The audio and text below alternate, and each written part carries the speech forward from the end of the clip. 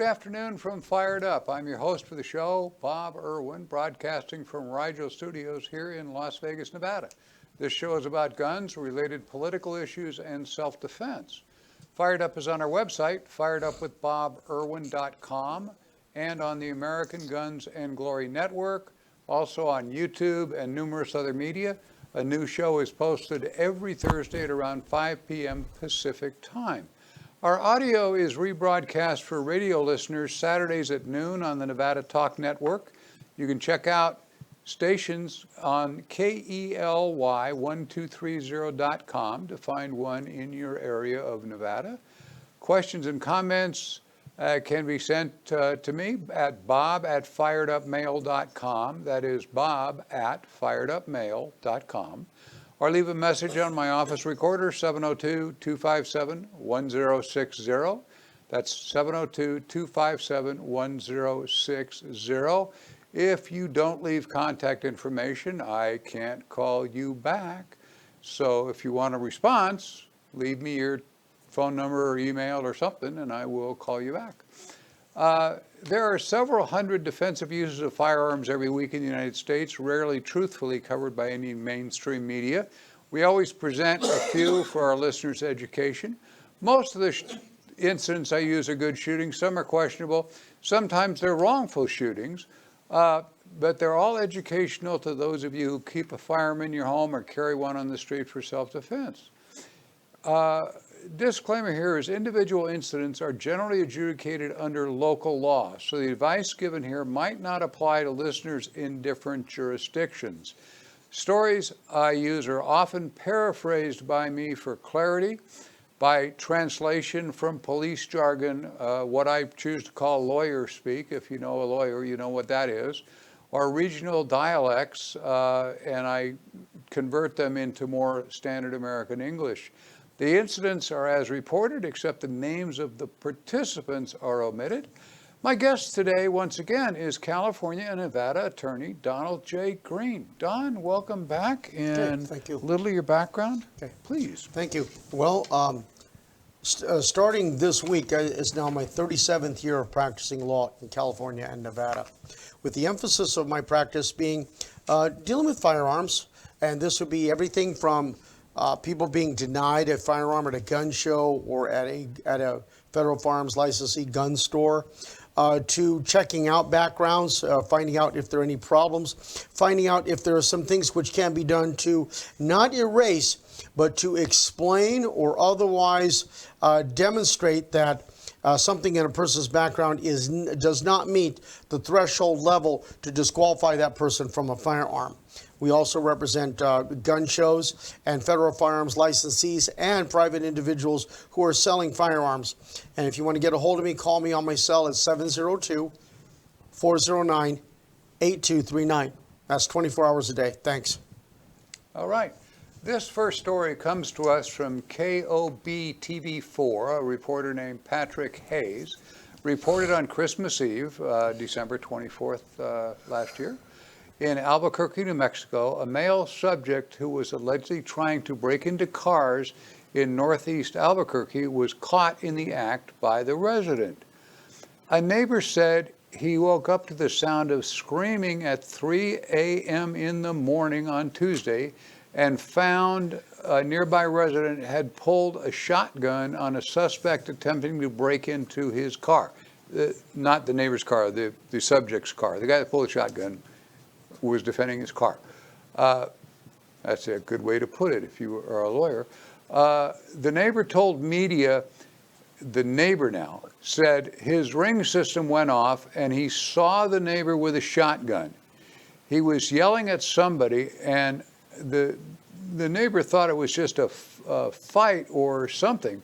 It turned out somebody was actually breaking into this resident's car. The neighbor added that he could hear his neighbor yelling commands at the alleged burglar over his security system. This is a quote. Now, you stay down or I'll blow your head off. Don't move. And he was complaining that, oh, my back is hurting me. I have to get up. He said, if you move, quoting again, I swear I will shoot you, and you will hear this on on the ring, he said.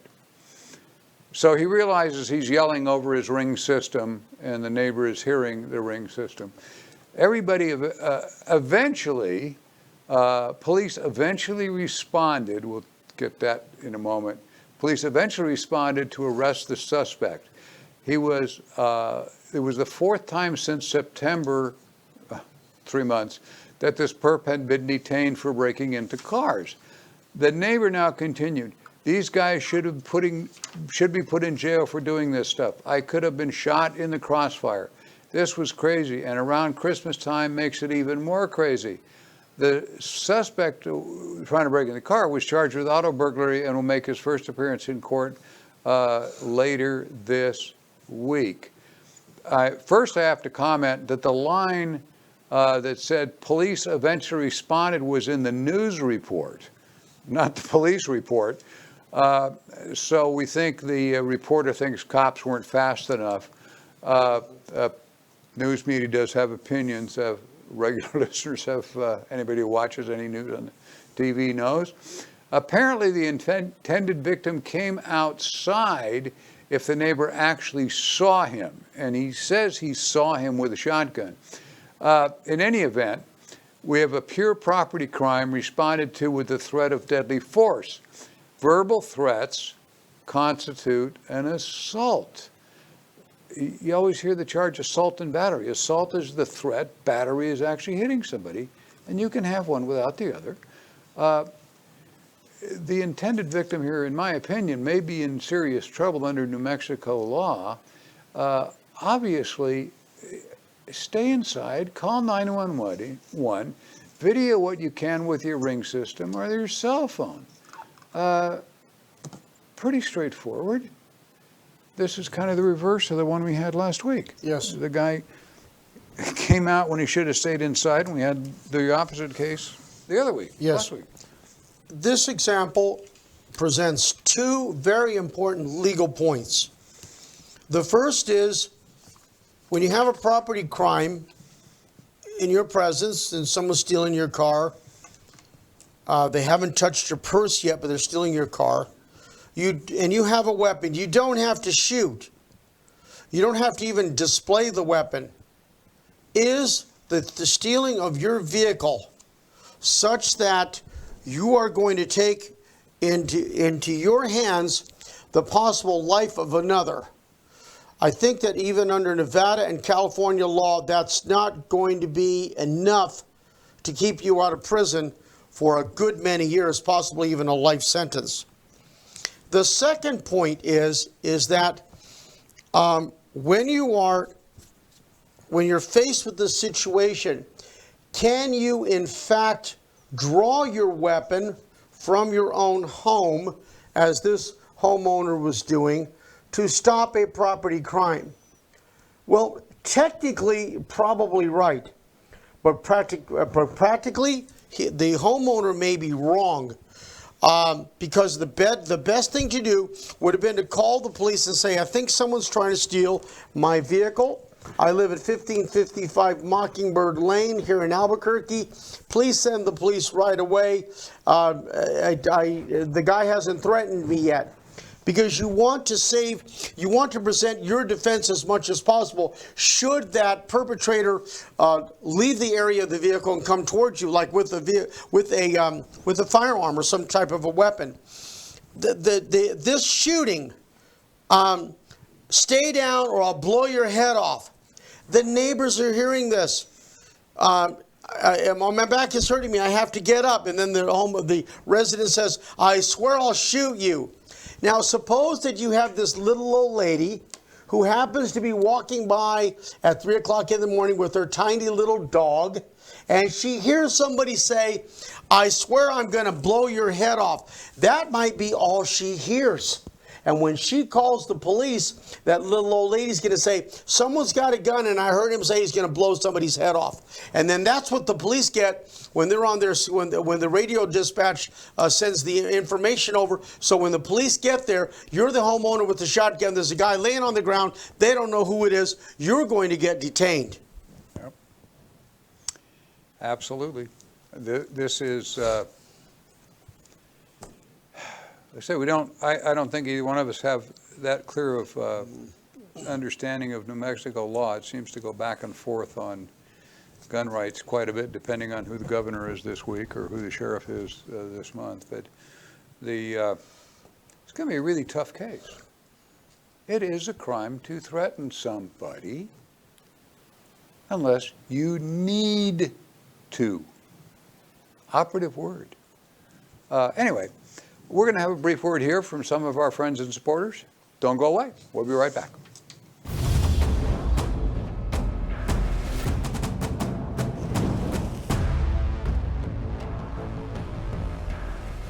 Freestyle Martial Arts, located at Jones and Russell here in Las Vegas. You can reach them at 702-551-9009. That's 702-551-9009. CCS Gunsmithing.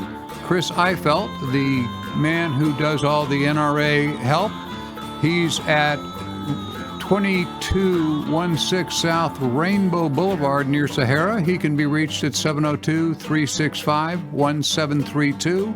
Once again, 702-365-1732. Jerry Creed, a trust attorney. If you have a firearms trust or need one, this is your guy. You can reach Jerry at 702-806-7777. That is 702-806-7777. CCW Maggie is found all over the internet. You can reach her by phone at 702-375-5900. That's 702-375-5900. All sorts of firearms training, ladies-only classes. She is the best of the best. Call CCW Maggie.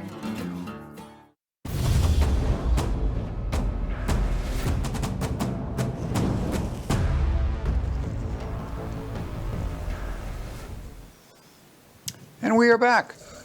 This story comes to us from mynewsla.com, reported on January 1st, Happy New Year. A robbery suspect attempted to steal a cell phone. San Diego Police Department officer Dino Dimitrios said they were investigating an early morning incident in which case one man allegedly attempted to rob another of his cell phone. The incident happened around 6:30 in the morning in the 3100 block of 45th in the Swan Canyon neighborhood of City Heights. If you live in San Diego, you probably know where that is. Officer Dimitrios told media an argument between two men turned violent when one of the men attempted to rob the other of his cell phone. The robbery victim introduced a handgun. The victim now pulls a handgun and shot the other man once in the upper body. The would-be robber was hospitalized after being shot by the intended victim. The investigator, Dimitrios, said the shooter called 911 to report the incident, so far so good, but fled the scene prior to officers arriving. More on that at the end. The shooting victim was transported to a local hospital where he underwent emergency surgery and was in stable condition the next day and is expected to survive. The investigation is in its early steps and is being handled by the Mid-City Division. The identities of the suspected robber and his victim who shot him were not immediately available. Anyone with information in this incident is urged to call the homicide unit. They're at 619-531-2293. 619-531-2293. Note that the police spokesman refers to the armed robber as the shooting victim. One might think the victim here was the guy who was being robbed at gunpoint. Don, this robbery victim could get more jail time than the actual criminal under California law? Theoretically, yes. Yeah. Because a firearm was used in the commission of the offense, although it was against him. but he probably not going to be charged with armed robbery, but definitely robbery or attempted robbery. The problem is this for the concerned citizen who was the target of this would-be robbery. First of all, a cell phone is not worth your life. I made a comment here that give the cell phone away. Your life and your liberty are at stake, especially when coupled with the fact that not the shooting victim, but the robbery victim calls 911, but flees the scene. Most cellulars can be tracked. Can this cellular be tracked to the nearest ping? The phone number is going to come up. They're going to be looking for, through all the cell towers, wherever this cellular is located, they're going to try to find the carrier for this victim, and they're going to question him. Why did he leave? From where did he produce the weapon? Did he have a concealed weapon permit? Was the ammunition legal ammunition? Did he even have the right to possess this firearm? Remember, this is at 6 o'clock in the morning in one of the most liberal counties, and that's San Diego County. I call them the coastal counties. San Diego County, Contra Costa County, a little bit inland, San Francisco, Los Angeles. They're all in that, it just seems to be like they're just more anti-gun.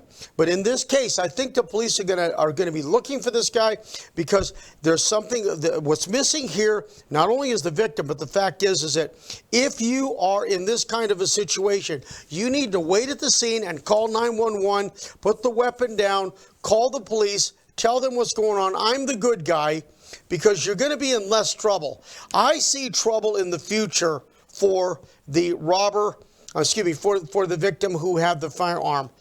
There may be some firearms violations, but definitely some problems. Yeah, we've got to harp on that all the time. The guy did good. He called 911 and then he left the scene. The first guy that calls 911 and says, "Help, I'm the victim," that's how the police start their investigation. Yeah, don't let the bad guy call 911. Or a passerby. Yeah, call first. Leaving the scene is that's huge. We're going to have a break here for a brief word from some of our friends and associates. We'll be right back.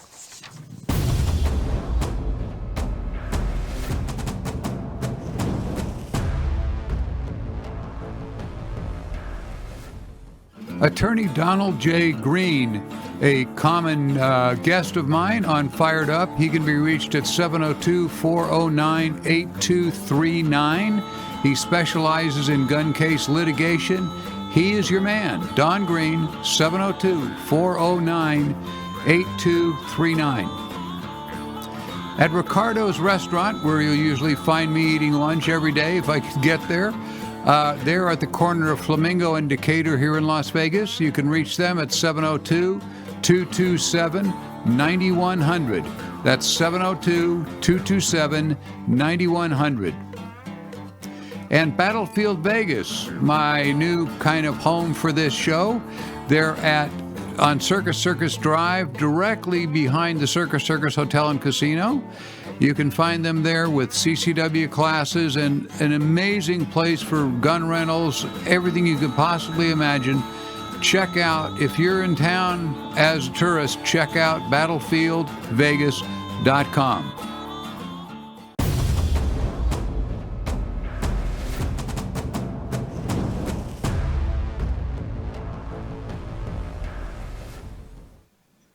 And we are back. This last story comes from WMAZ TV 13, was reported December 28th last year, the couple of days after Christmas, in Macon, Georgia. A suspect is in jail after trying to rob a Chinese restaurant at gunpoint Saturday night. Bibb County Sheriff's Office deputies say a 27-year-old was shot in the leg by a restaurant worker after he tried to rob them on Saturday. The press release from the sheriff's office says that around 8 p.m., a masked man in dark clothing entered the China Inn on Vineville Avenue with a gun and demanded money from the employees.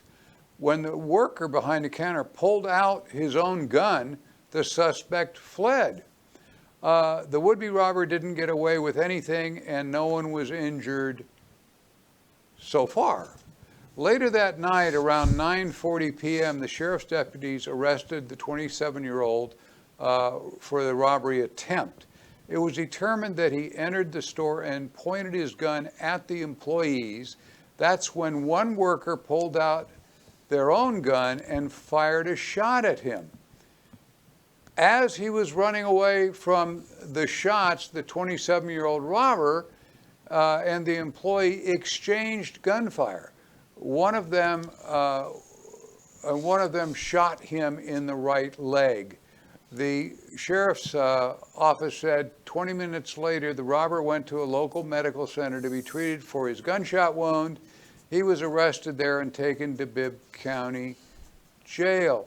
He's being held without bail, and no charges have been filed against the clerk as yet, according to the sheriff's office. Anyone with information is asked to call the Bibb County Sheriff's Office at 478-751-7500 for those of you in the area.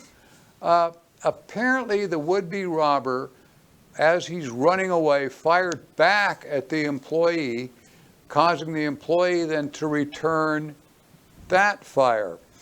This is one of the situations wherein it's reasonable to fire at a fleeing suspect, although just taking cover might have been a better idea. If the guy's running away and shooting over his shoulder at you, you'd have to look at the layout of the scene to make sure this was realistic or not. If he's really close, yeah, but I would still think almost any given situation, ducking behind the counter and letting him run would have been a wiser idea. This is going to be an interesting case under Georgia law. Locally, what do we get here, Don? I like to think of these cases as lawyer employment acts, because everybody's going to need a lawyer. The employee is going to need a lawyer, the robber is going to need a lawyer, and the owner of the Chinese restaurant might need a lawyer. When the lawyer, the civil lawyer for the robber, tries to sue them for some kind of negligent hiring or the assault and battery with the weapon itself. What do we have here? Notice that the first report is at 8 o'clock, but by 9:40 p.m. we have additional information which we didn't know at 8 o'clock, and that is there was this exchange of gunfire, possibly from outside of the Chinese restaurant into the parking lot. And in California, unless someone is well trained and there are people that are shooting and back and forth, and it's a much more tight situation as far as the area is concerned, I think that the employee is going to face some serious charges of, again, the discharge of the firearm in a business district, discharge of a firearm where others could be possibly injured. And remember that when the employee first pulled out the gun, according to the report at 8 o'clock, the suspect fled. So was there, as Bob pointed out, a reason to chase that person? I would say answer no. But then we get a report at 9:40 that when he entered the store and pointed the gun at the employees, one of the employees pulled out his weapon and fired at the suspect, I guess hitting him in the leg. Apparently, yes. He later gets arrested. But in one point that he fled, the next one there's this shootout. So I think that a smart lawyer in California especially is probably going to take on and file some kind of an action against the employee and his owner, his employer, under the theory of respondent superior. That is, you're responsible for the acts of your employees. And if they can prove that the employee was wrong, or the employee gets arrested, then it's a much more clear case. And it's one of these instances, which Bob and I talk about all the time, is that you have to look at the potential civil ramifications. And all this is going on in seconds while you're thinking about shooting somebody who's in your house. It's more clear. But when you're outside, you got to think about these things, especially if one of your rounds ends up hitting an innocent person or enters the vehicle and scares these people. Yep. looking at this is kind of a reverse again of a case we went over last week. But listeners have to understand all gunfights are unique. Because A did B in the case you heard about, it's not the same. I mean, what kind of a robber runs out of the store and then fires over his shoulder at the clerk, and then the clerk fires at him running away? You'd look at this and go, my God, that never happens. Well, almost everything in every gunfight we look at has never exactly happened before. That's why we have lawyers and why we have juries to look at things like this. If you see something, or somebody tells you a story, or this show tells you a story about this is what happened in this gunfight, your gunfight is not going to be the same. It will be different. The devil is always in the details. So, you can check out our recent shows at www.firedupwithboberwin.com. It contains several dozen recent episodes. Please patronize the friends and sponsors who were listed on the little breaks. We'll be back next Thursday on our website, Fired Up with Bob Irwin, on YouTube at the American Guns and Glory Network, and numerous other websites, television, and radio stations. When watching any of this media, just click on the word subscribe. It will come up, and new shows will be sent to your computer or your phone automatically every Thursday at 5 o'clock Pacific or thereabouts. Please forward these broadcasts to your friends. Our logo merchandise, we used to sell on the air here. My books and T-shirts and hats and whatnot are available at Battlefield Vegas here in Las Vegas, just behind Circus Circus on the Las Vegas Strip. You can go to their website and find all that merchandise, and they will ship it to you and so forth. Remember, the audio portion is repeated on the Nevada Talk Network all across Nevada. It's all on Saturdays at noon. Check out the stations at KELY1230.com. I thank you all so much for watching, and have a good year. We'll be back. We got some gun shows coming up. We're going to start listing next week. Despite the rumors, there are still going to be gun shows in Nevada. And as we get this put to bed, we will give you the locations and dates. But the first one, I think, is up in February. Don, I believe it's in February or March, yes. First one is a while in yet. So, thank you for watching, and have a great year. Okay, thank you again, Bob.